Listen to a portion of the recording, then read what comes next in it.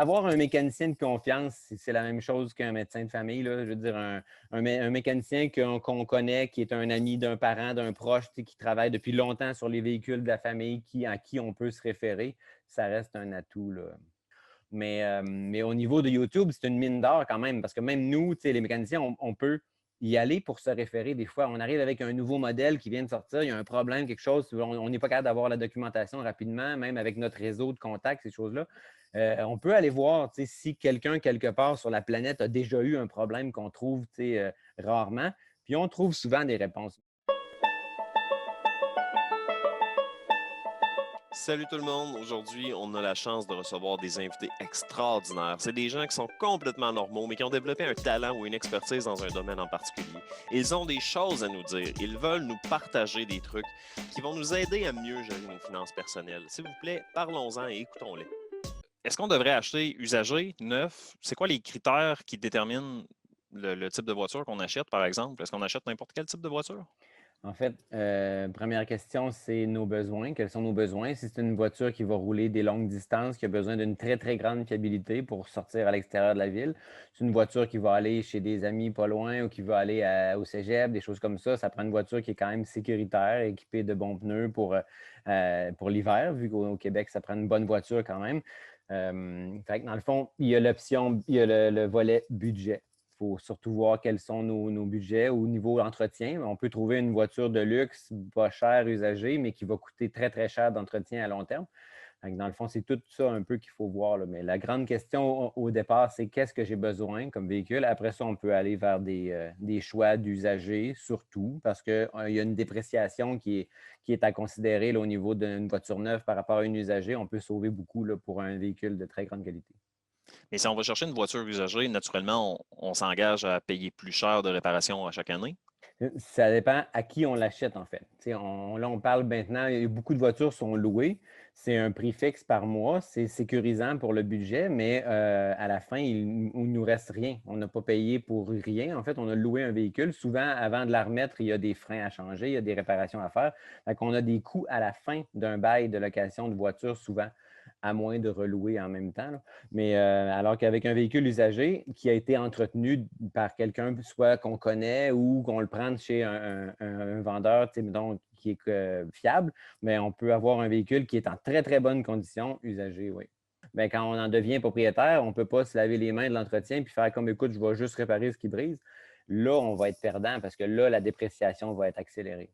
Avoir confiance en son mécanicien, c'est vraiment, je pense, c'est ce qu'il y a de plus important, là. On peut se fier aux grosses bannières là, qu'on voit, là, les regroupements de mécaniciens, peut-être, mais eux ont souvent des, euh, des objectifs côté commerciaux, alors qu'un mécanicien de confiance peut vous donner leur juste en prenant peut-être plus un peu votre parti comme consommateur. De là aussi l'importance de faire ces changements d'huile, puis ces petites vérifications anodines-là, comme juste changer l'huile, on pense que c'est un filtre avec on enlève le boulon, on vide l'huile, on remet le boulon avec un nouveau joint étanche, puis on remplit le moteur d'huile et puis on est correct pour encore 6 mois. Mais non, c'est justement le faible coût de faire son changement d'huile par rapport à le faire soi-même. On va le récupérer en sécurité puis avec un rapport d'usure puis de contrôle de son véhicule pour savoir vraiment, OK, mes freins sont finis. Je veux dire, ma courroie elle commence à être vraiment fendillée beaucoup. Le caoutchouc est rendu séché. Si je pars puis je fais de la longue route puis que ma courroie, après 1 heure de route, elle vient trop chaude, trop tendue puis elle casse, là, je suis vraiment en panne pour vrai, là. Alors que mon mécanicien, à mon changement d'huile d'avant, il me l'aurait dit. Tu es dû pour changer ta courroie. Elle est due. Sa vie est terminée. 150 000 km à peu près, il y a des composantes qu'il va falloir remplacer. Changer son filtre à air, c'est important parce que le moteur respire de l'air ambiant. Pour fonctionner, ben, si l'entrée d'air est bouchée ou semi-bouchée, ben, on va avoir une consommation de carburant qui va être plus élevée, une performance qui va être réduite au niveau du moteur. Fait que toutes ces choses-là, votre mécanicien de confiance, lors d'un changement d'huile d'entretien, pourrait vous dire que c'est à faire. Avoir un mécanicien de confiance, c'est la même chose qu'un médecin de famille, là. Je veux dire, un mécanicien qu'on connaît, qui est un ami d'un parent, d'un proche, qui travaille depuis longtemps sur les véhicules de la famille, à qui on peut se référer, ça reste un atout, là. Mais si quelqu'un achète un véhicule qui a 3, 4 ans, usagé, le faire inspecter, très important avant de l'acheter, par un mécanicien de confiance, parce que le véhicule a toujours l'air beau à l'extérieur, mais quand on le lève de terre puis qu'on regarde en dessous, c'est là qu'on voit s'il y a des pièces de conduite défectueuses, s'il a été accroché, Mmh. accidenté, repeinturé, travaillé sévèrement au niveau de la carrosserie.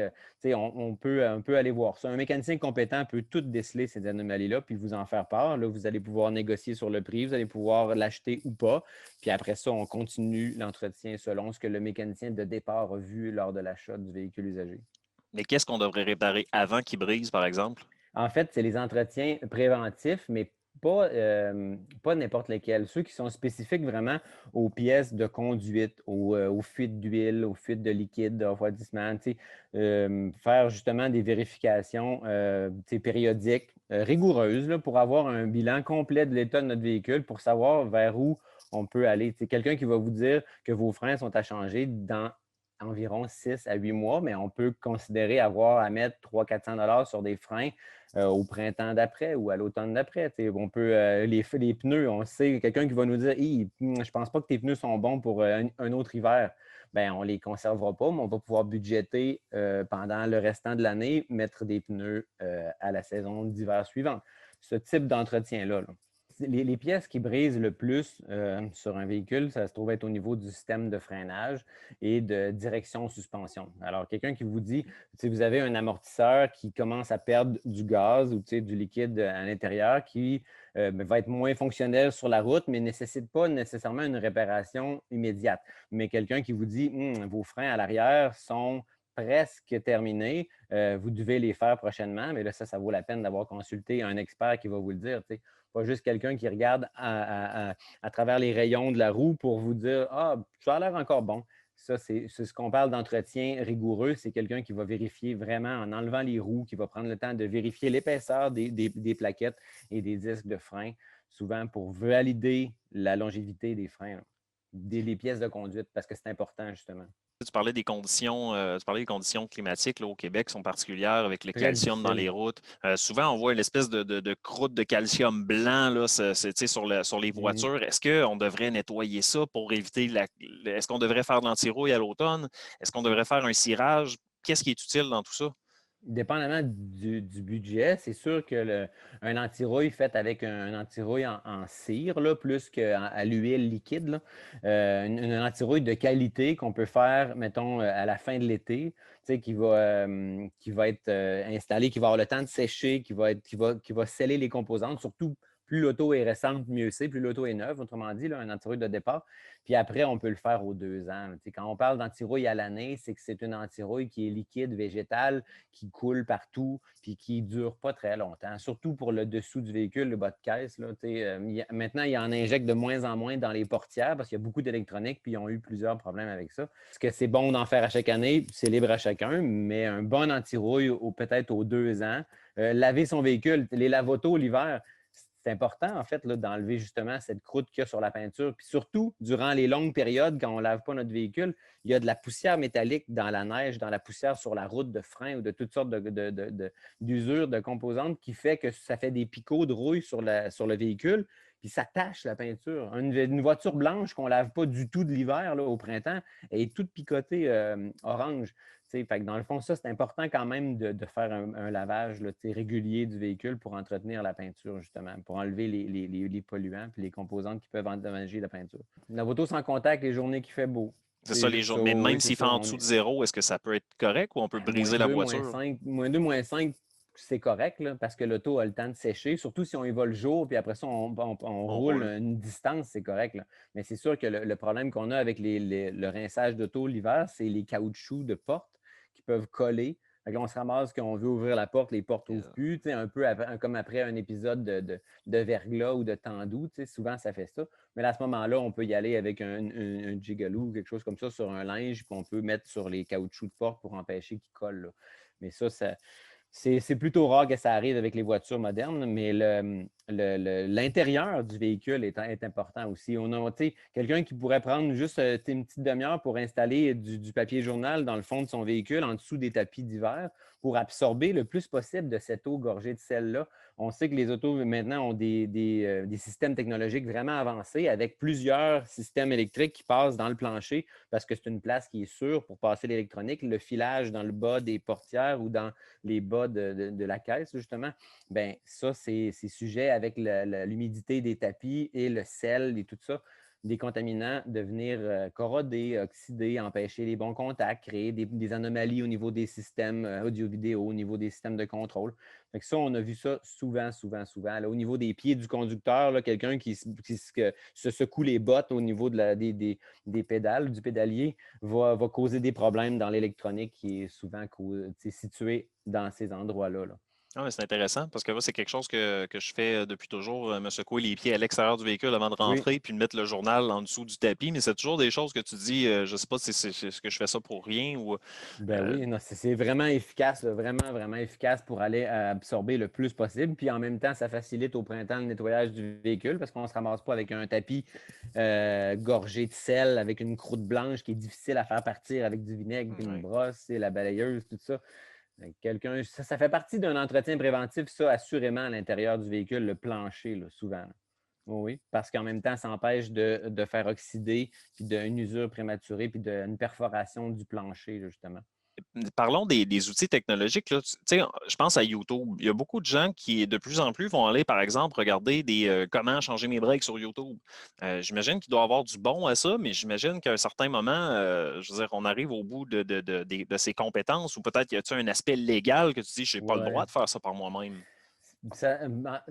Quand j'ai fait mes études en mécanique, là, il y a plusieurs années, dans le fond, c'était déjà un débat sur le pourquoi on vend des pièces d'automobile aussi importantes que de la conduite, suspension, direction, frein dans des grandes surfaces ou pour le public. Fait que là, finalement, on avait eu des réponses comme quoi ils ne pouvaient pas interdire la vente de ces pièces-là parce que les mécaniciens qui travaillent dans des concessionnaires ne possèdent pas nécessairement les véhicules du concessionnaire, ne peuvent pas faire leur réparation là, mais ils peuvent le faire chez eux à la maison, donc ils doivent s'approvisionner en pièces. Fait que dans le fond, OK.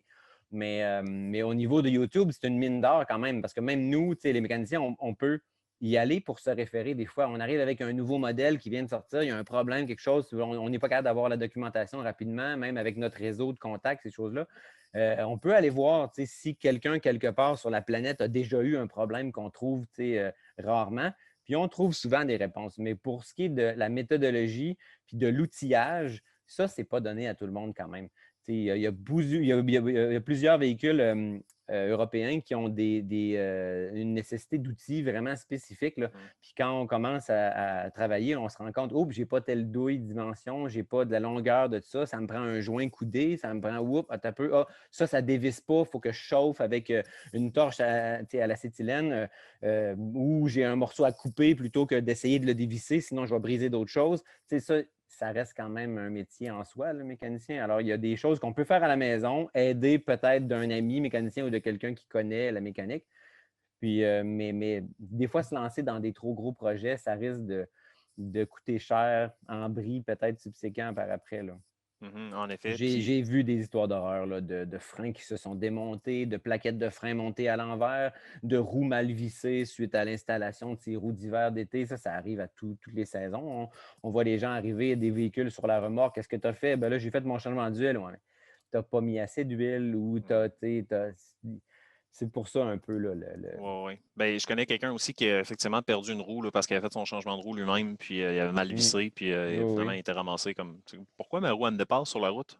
Ah oui, ça arrive. Mais c'est pas nécessairement, parlons de ça comme exemple, c'est pas nécessairement parce que la personne ne les a pas vissés serrés. C'est que la différence entre son jeu de roue d'été et d'hiver, il y a une certaine croûte, une rouille qui se fait, une espèce de rouille de surface. Fait que quand on vient pour poser la roue, elle n'est pas centrée sur le cœur, elle est comme un peu de côté. Fait que quand on la serre, ça a l'air bien correct.